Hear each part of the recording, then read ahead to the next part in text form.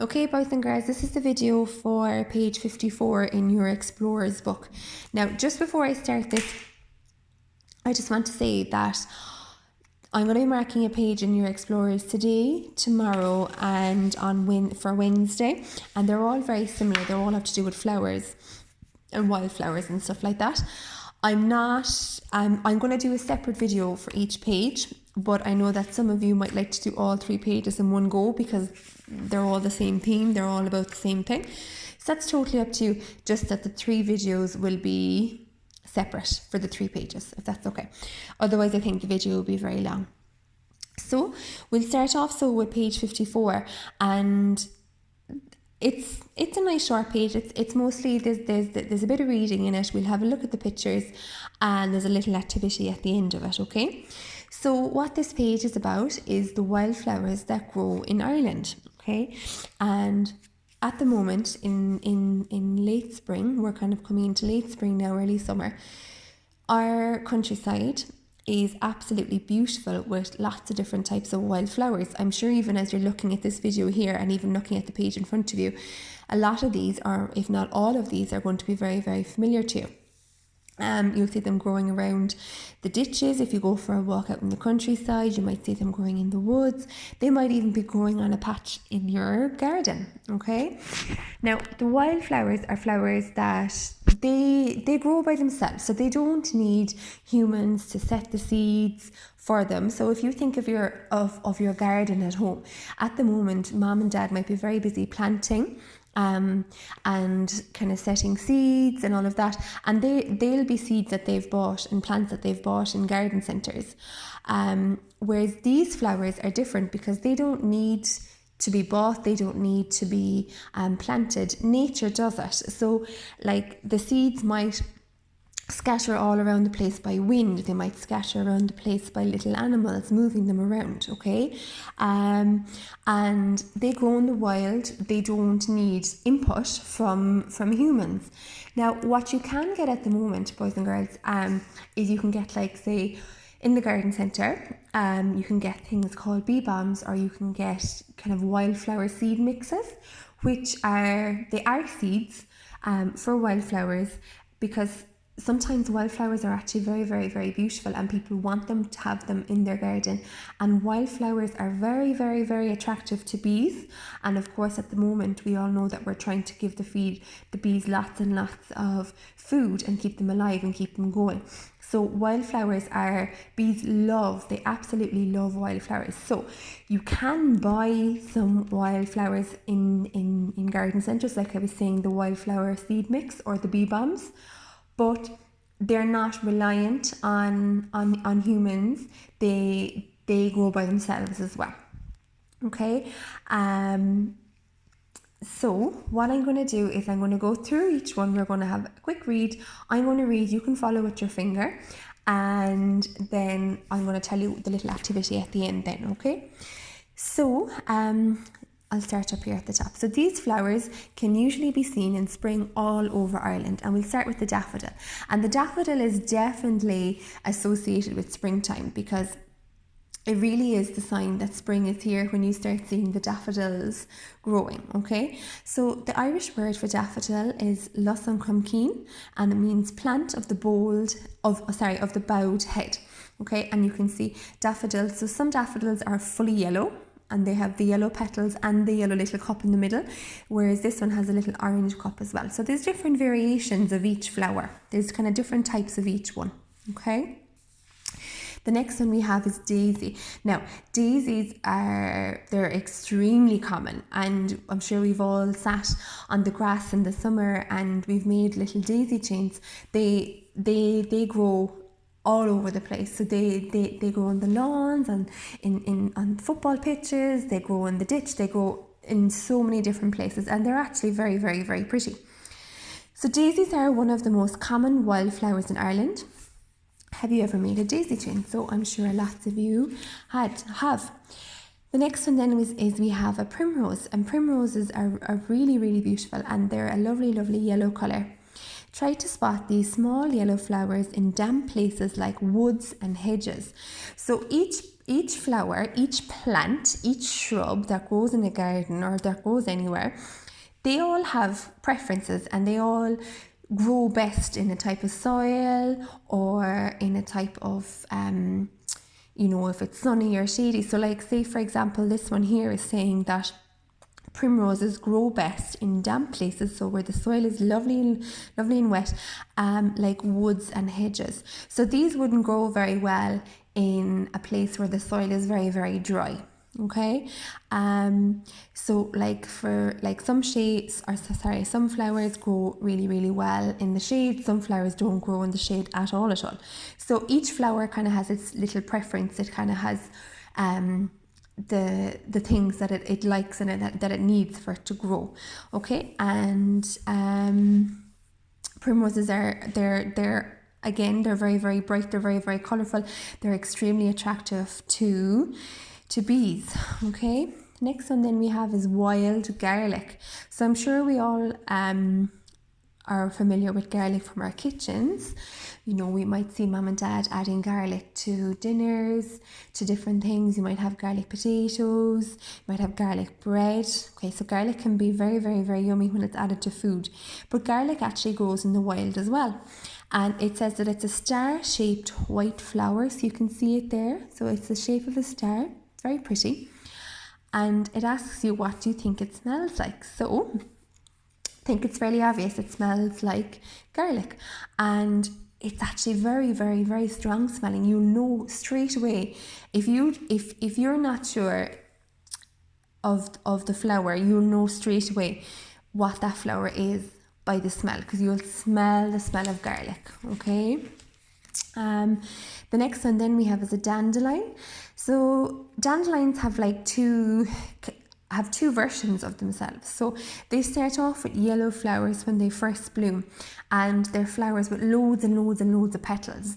There's loads and loads of yellow petals on them, and then after a while they turn to white seeds that are blown away by the wind.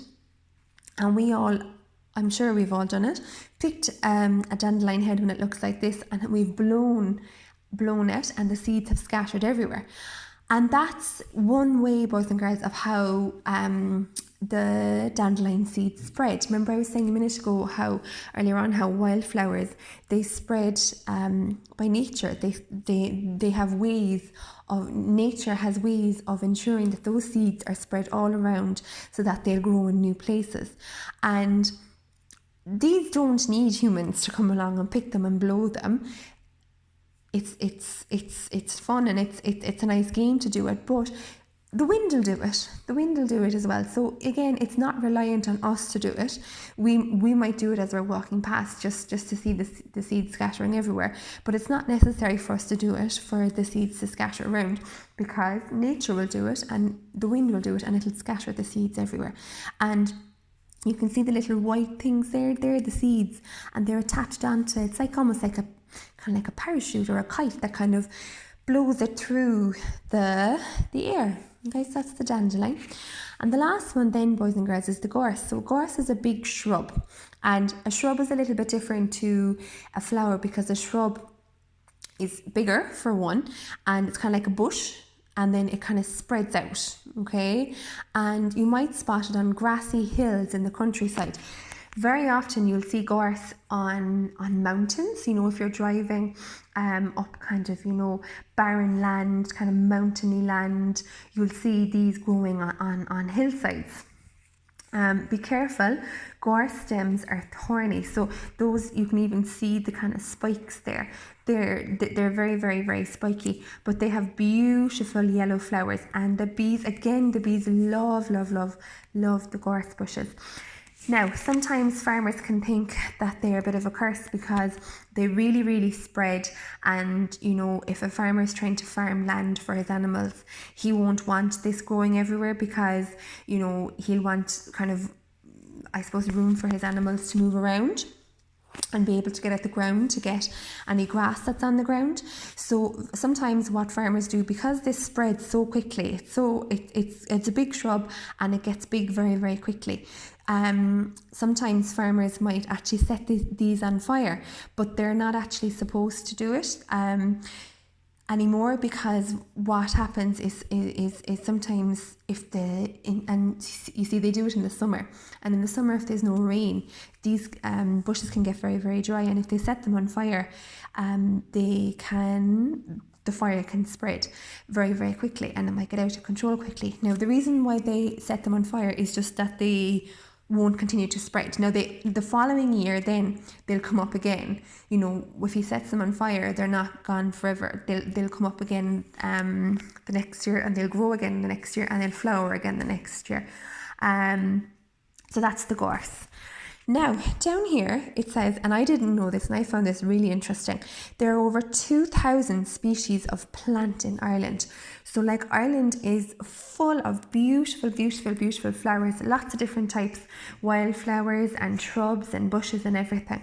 So Ireland is a really, really good place to go looking for lots of different flowers and bushes and shrubs and all of that, okay? So what they want you to do, boys and girls, is when you've read through this, and I'd like you to read through it yourself after I finish the video. I know I've read through it, but I want you to read through it yourself as well. And you have to go out into your garden then and see, can you see these flowers in your garden, okay? So it might happen that you might only find one, or it might happen that you might find 3, or it might happen that you might find all 6. Maybe if you're going for a walk later on with mom or dad, you might you could always bring the book with you and see, do you see any of these wildflowers growing in the ditches, or if you want to stick to your own garden, that's fine too. So you put a little tick in here if you see it in your garden or on your walk later on. And don't forget, the dandelion now can also be yellow. Okay, so it has two different versions. It has the yellow one with all the petals on it before it turns into this version. Okay, now I'm going to include on the list that I'm going to give to your mums and dad, I'm going to include a website that you can look up if you'd like to, that goes with this, because boys and girls, this is only 6 wildflowers, and it's saying down here that there's over 2,000 different species. Like, there is so many wildflowers. I don't know the names of most of them, to be totally honest. I know the common ones, and I know the ones that we see all the time, but sometimes you might find wildflowers that you don't know the name of. So I'm just going to show you very quickly here, if my computer comes on for me. So I'm going to show you a website that you can look up if you find a wildflower that you don't know the name of. So it's called Wildflowers of Ireland, and if you found a wildflower that you didn't know the name of, you could pick it and you could bring it home, and you can find out the name of it going by this website.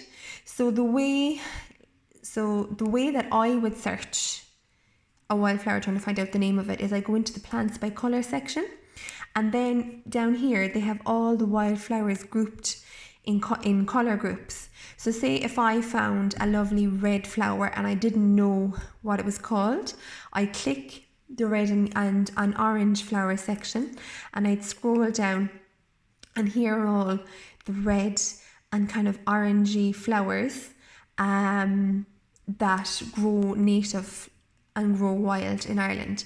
There's loads and loads there, and you can just have a look to see, can you find the one that you saw growing. Likewise, if you found a lovely blue or a purple flower, you click on this one, okay, and then you could have a look here then and see, could you find your flower that you found.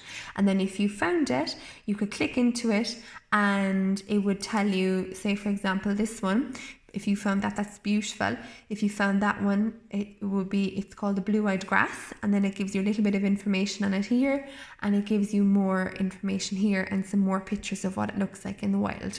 Okay, now that's only just something extra if you were to find an extra wildflower, to one of these ones. Okay, so that's a nice short page, boys and girls. I want you to read through this by yourself when I'm finished the video here now, and then you can go and see, can you find these in your garden, or you can go for a little nature. If you are going for a walk with your mum or dad later, you can bring the book with you, and if you find any extra, then you can pick them and bring them home and see, can you find the name of them on this website. And I'll include, sorry, the screen isn't very good there now.